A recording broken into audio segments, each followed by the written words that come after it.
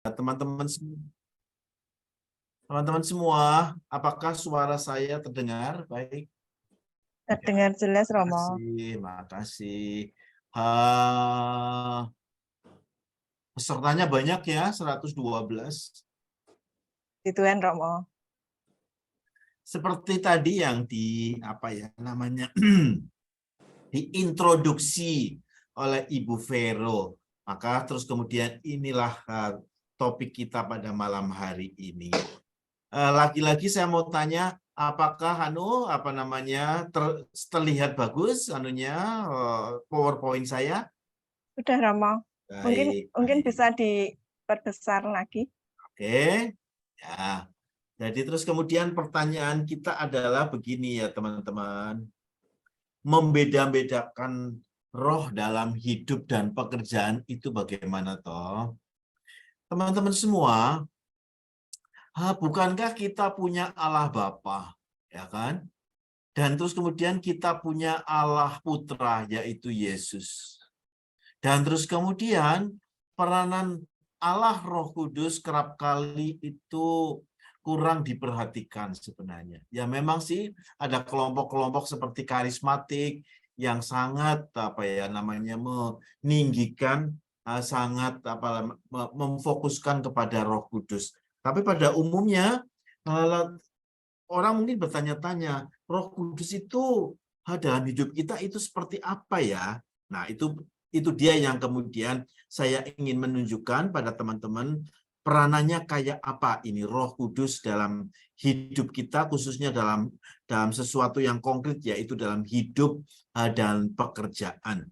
Kalau Yesus itu manusia yang terus kemudian kita pelajari Injilnya gitu, minimal 4 Injil kita belajar bagaimana hidup yang baik menurut Yesus. Kemudian Allah Bapa itu menciptakan, begitu kan? Nah, terus kemudian Roh Kudus ini yang kemudian mau saya bicarakan pada malam hari ini. Nah, ini topik kita pada malam hari ini begini ya teman-teman. Nah, teman-teman semua, mengapa kita perlu memahami Roh Kudus? Karena mungkin kita merasa bahwa kita ini sudah hidup baik. Tetapi ternyata teman-teman semua, tanpa Roh Kudus, hidup yang baik kita ini kerap kali mungkin keliru. Gimana itu? Jadi pertama-tama adalah yang mau saya katakan adalah bahwa praktek hidup kita yang baik itu belum tentu baik. Nah, itu yang kemudian saya sebutkan pada poin yang pertama itu adalah pembeda-bedaan roh itu sebenarnya kurang lebih sama dengan diskreta caritas, yaitu kasih yang bijaksana. Ada kasih yang tidak bijaksana loh teman-teman semua. Coba perhatikan teman-teman kalau andai kata doa misalkan. Doa kan baik ya. Dan kemudian saya mengatakan belum tentu.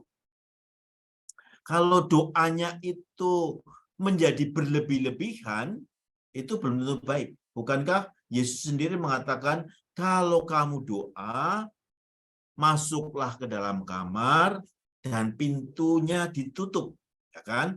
Nah, kalau andai kata ternyata doa itu hanya sekedar untuk supaya dilihat orang, itulah yang disebut sebagai kasih tetapi tidak bijaksana. Menyumbang, misalkan donasi, ya toh, memberi kolekte, itu juga bisa menjadi kasih, tapi yang belum tentu bijaksana. Dan macam-macam.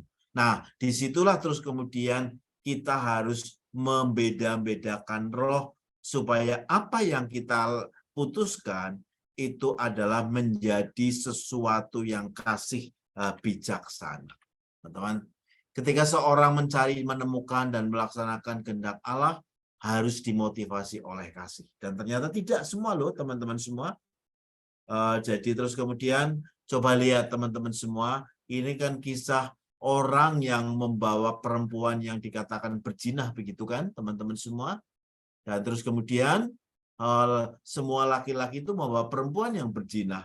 Tapi Yesus tahu apa yang ada di balik mereka. Sebenarnya menurut hukum Yahudi itu tepat gitu loh. Kalau andai kata ada orang berbuat dosa, itu harus dihukum.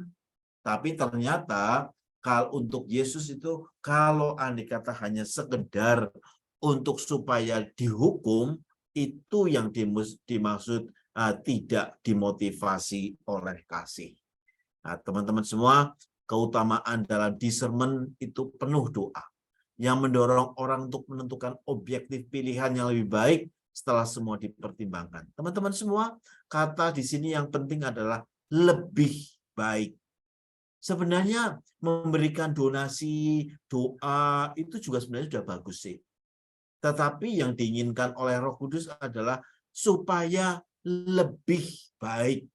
Doa yang lebih baik, cinta yang lebih baik kepada orang lain, begitu, melayani dengan lebih baik, dan itu butuh bimbingan dari Roh Kudus.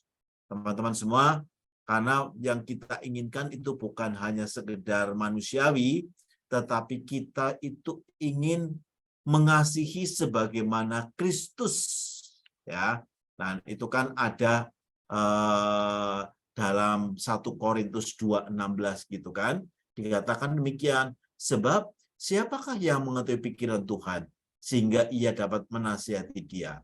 Tetapi kami memiliki pikiran Kristus. Teman-teman semua, tentu kemudian orang mungkin bertanya-tanya, apa enggak terlampau tinggi sih Romo kalau andai kata ingin kita seperti mengasihi seperti Kristus? Setidak-tidaknya Tuhan Yesus itu adalah teladan kita kan, teman-teman semua. Kalau teladan kita kan berarti harus kita tiru. Kalau andai kata tidak kita tiru, kita meniru siapa?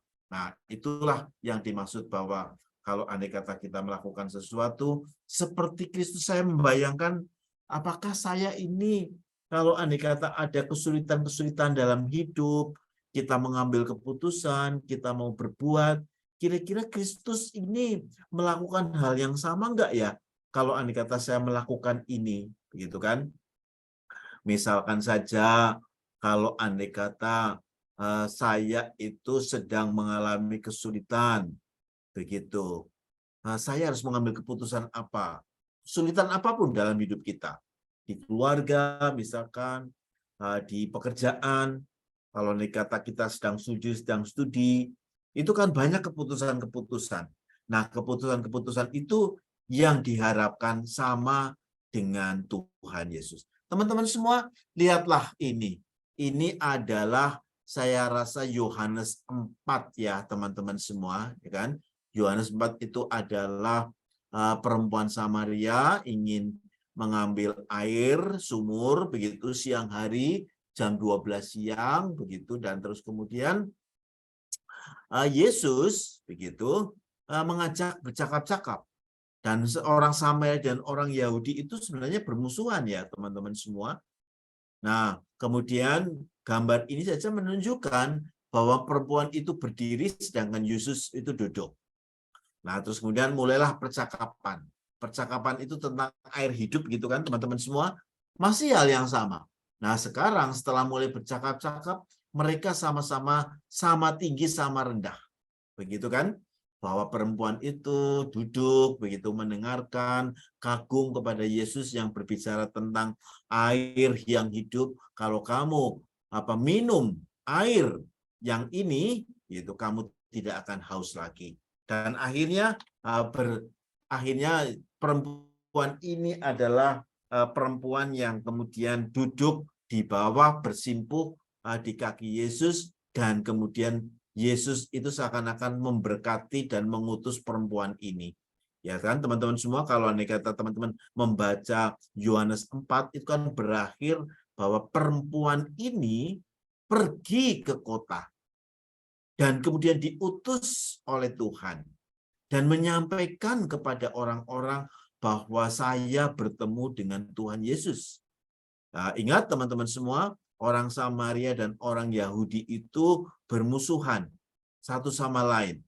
Tetapi akhirnya mereka itu menjadi bersahabat, dan perempuan itu pun kemudian pergi menjadi semacam orang yang diutus oleh Tuhan Yesus.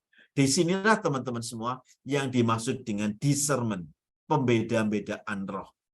Bagaimana roh itu bekerja dalam diri perempuan itu, dan terus kemudian mengubah dirinya. Dan Roh Kudus itu yang kemudian membimbing perempuan ini untuk bercakap-cakap dengan Yesus, dan akhirnya dia itu bekerja sama dengan Yesus dan mendapatkan perutusan dari Tuhan. Teman-teman semua, saya akan menyebutkan 4 macam discernment. Discernment itu apa, teman-teman? Discernment maksudnya discernment of spirit, itu sebenarnya pembeda-bedaan roh, ya, teman-teman semua. Jadi sekarang saya ingin menunjukkan 4 dulu ya. 4 itu apa saja? 4 itu adalah pertama, merasakan kehadiran Tuhan.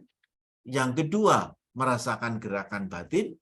Yang ketiga, mencoba mencari menemukan makna. Yang keempat itu discernment, menentukan kehendak Tuhan itu apa sih, kehendak Allah itu apa. Nah, sekarang saya akan mulai dengan yang pertama dulu ya, teman-teman semua.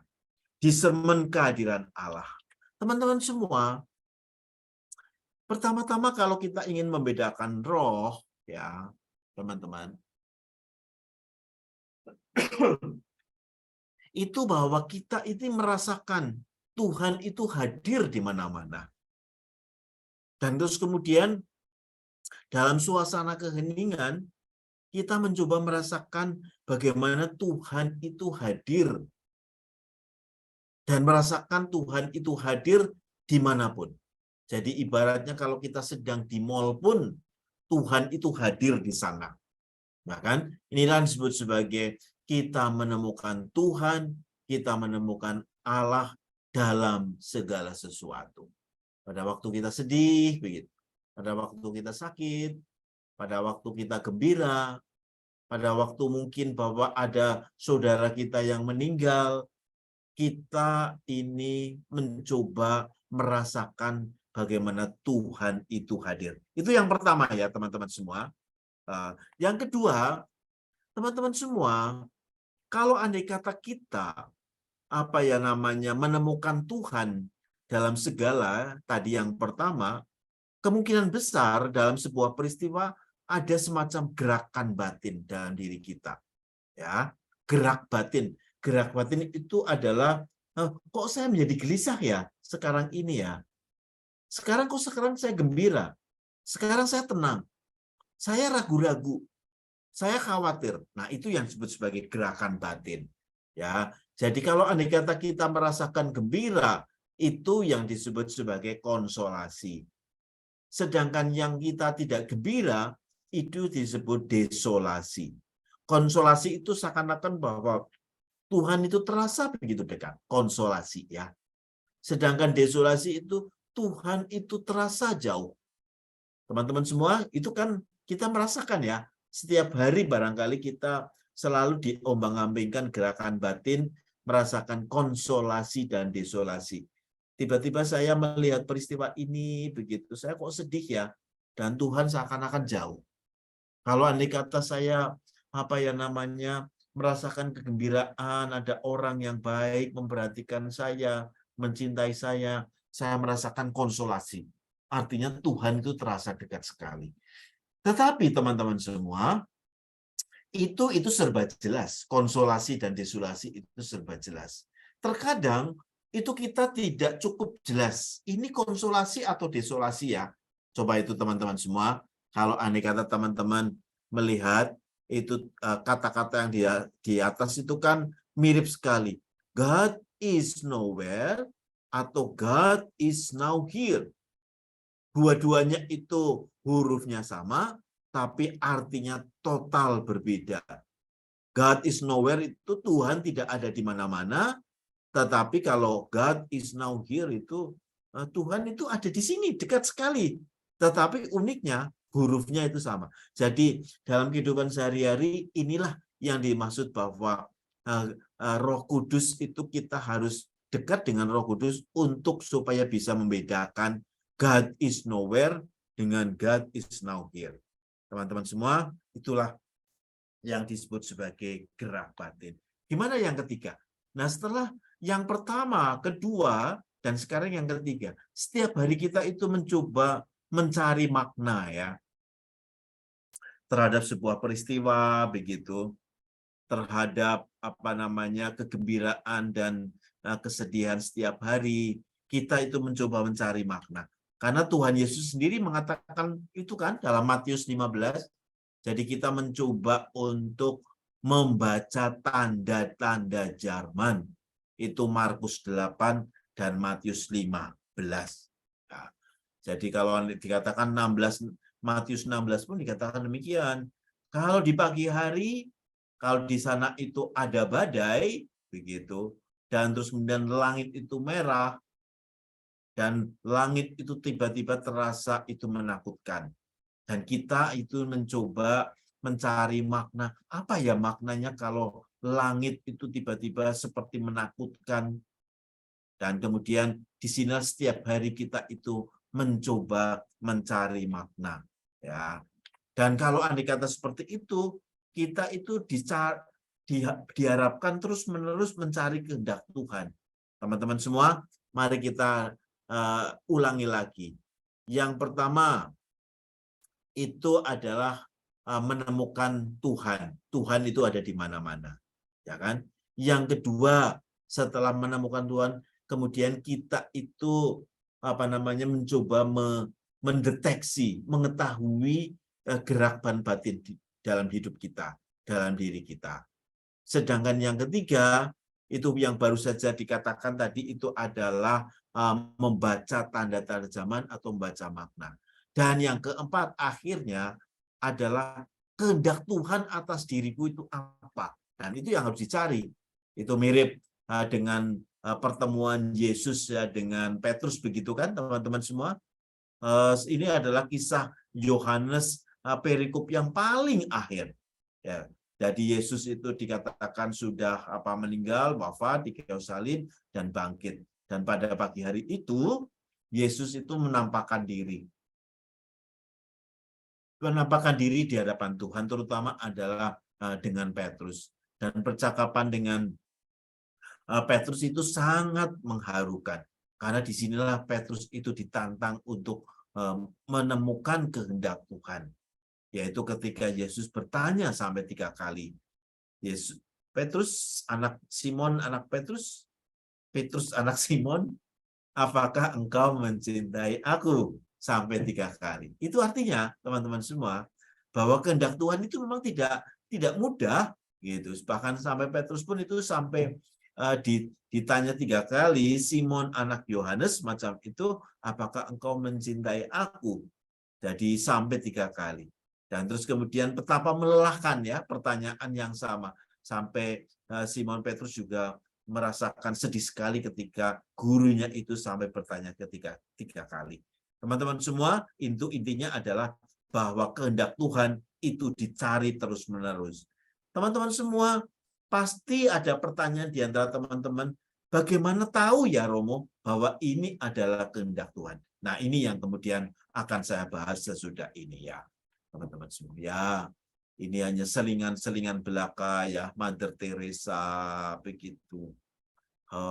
Itu setiap hari juga mencari kehendak Tuhan dalam diri orang-orang seperti itu. Nah, teman-teman semua, untuk mengetahui kehendak Tuhan, nah ini adalah latihannya. Latihannya adalah pemeriksaan batin. Teman-teman semua, karena saya itu seorang anggota Serikat Yesus, yaitu Yesuit, dan terus kemudian saya mengikuti spiritualitas Ignatian, maka terus kemudian pada dasarnya yang baru saja saya sampaikan ini adalah spiritualitas Ignatian, kerohanian Ignatian ya, teman-teman semua. PowerPoint-nya sudah saya berikan ke Ibu Regina, nanti silahkan dibagikan kalau Anda kata ingin melihat kembali. Nah, inilah yang kemudian yang ketiga ini yang kemudian supaya kita itu mampu untuk mampu membeda-bedakan roh dan terus kemudian menemukan kehendak Tuhan. Namanya itu adalah pemeriksaan batin Ignatian. Teman-teman semua, jadi ini adalah kalau nih kata teman-teman setiap hari melakukan pemeriksaan batin, teman-teman akan sangat kuat dalam menentukan kehendak Tuhan. Pemeriksaan batin ini adalah pemeriksaan kesadaran, ya. Cukup 15-20 menit sehari. Bahkan kalau andai kata teman-teman merasa 15-20 menit kok lama banget ya Romo, bolehlah 10 menit. Begitu. Setiap hari. Ini yang diajarkan oleh Santo Ignatius Loyola, pendiri Ordo Serikat Yesus. Nah, terus kemudian yang dimaksud dengan pemeriksaan batin itu apa sih? Pemeriksaan batin itu adalah, teman-teman semua, coba melihat kembali perjalanan hidupku sebelumnya. Tapi hari itu. Jadi kalau teman-teman ingin pemeriksaan batin jam 12 siang, cobalah melihat kembali apa sih yang berlangsung dari sejak malam sampai hari ini, sampai siang itu.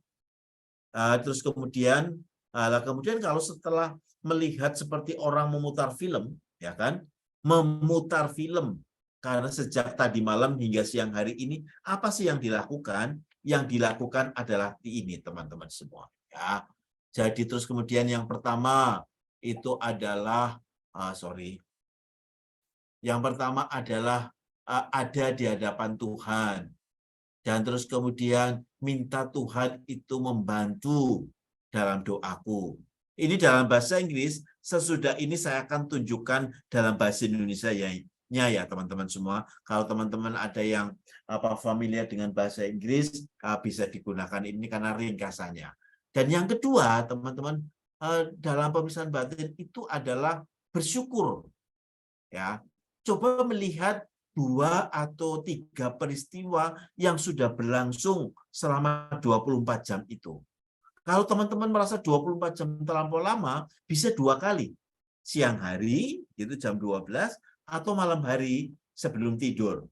Tapi ya jangan sampai malam hari sebelum tidur pada waktu ngantuk, itu nggak ada gunanya ya kan. Nanti malah tertidur. Nah, kemudian melihat 2 hal yang terjadi pada hari itu, dan terus kemudian apa sih yang membuat teman-teman itu bersyukur? Bersyukurlah kepada Tuhan. Dan lihat 2-3 peristiwa itu. Ya. Dan yang kemudian yang ketiga, direview. Direview itu artinya ditinjau kembali. Dilihat begitu ya, secara detail. Dan terus kemudian di manakah saya itu merasakan kegembiraan, di manakah saya merasakan mungkin agak cemas begitu. Dan terus kemudian bagaimana Tuhan itu hadir dalam hidupku dalam 2-3 peristiwa tadi dan seterusnya. Dan yang kemudian yang keempat, kalau teman-teman merasakan ada sesuatu yang kurang dan penuh penyesalan, ungkapkan itu. Itu yang keempat. Jadi menyampaikan sikap tobat sebenarnya, ya. Kalau andai kata teman-teman merasakan berdosa, lemah, dan misalkan saja marah, misalkan saja itu kecewa, dan kurang sabar, nah disitulah terus kemudian yang keempat itu muncul. Dan yang kelima, teman-teman merasakan rahmat apa ya yang saya dapatkan pada hari ini dan di doa pada hari itu. Ya, jadi 1, 2, 3, 4, dan 5. Teman-teman silahkan nanti dipelajari ya. Nah ini yang dalam bahasa Indonesianya. Nah, kalau teman-teman belum terlatih ini, boleh sambil baca pelan-pelan begitu ya.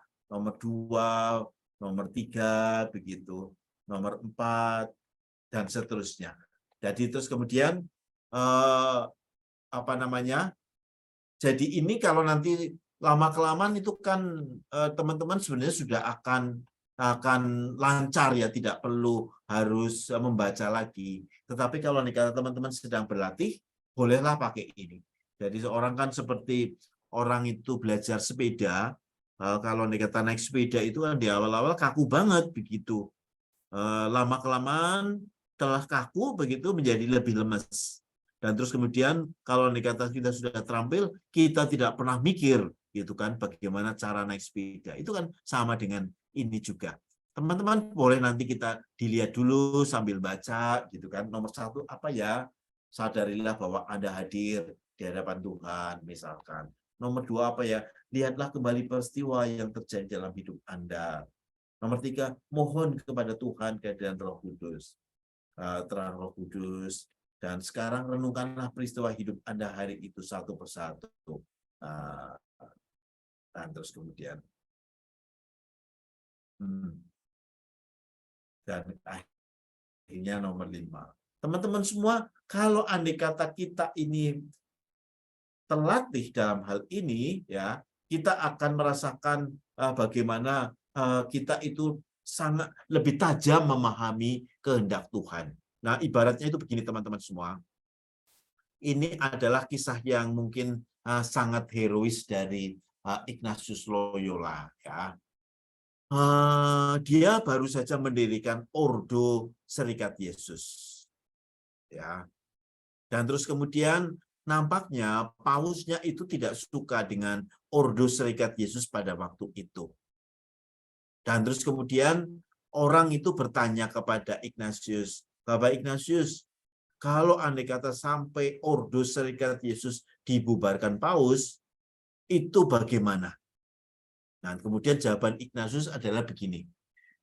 Jika, ya, jawabannya, jika nasib buruk ini harus kualami, yaitu nasib ketika Ordo Serikat Yesus itu dibubarkan, aku yakin bahwa 1/4 jam pemeriksaan batin dan hening dalam Tuhan akan cukup untuk menghiburku dan mengembalikan kedamaian batinku. Teman-teman semua, yang mau dikatakan adalah kalau teman-teman itu terlatih dalam pemeriksaan batin tadi baru saja, dan terus kemudian suatu saat teman-teman menghadapi peristiwa yang sangat hebat dan mungkin sangat menyedihkan atau sangat mengembirakan, cobalah pemeriksaan batin 15 menit, teman-teman akan tenang kembali. Itu yang diharapkan oleh oleh Ignatius, ya. Nah, teman-teman, saya stop share saja dulu di sini. Semoga berguna ya teman-teman semua. Saya tidak tahu apakah perlu ada pertanyaan, tanya jawab sedikit atau tidak, saya serahkan kepada Ibu Vero atau Ibu Regina, silakan.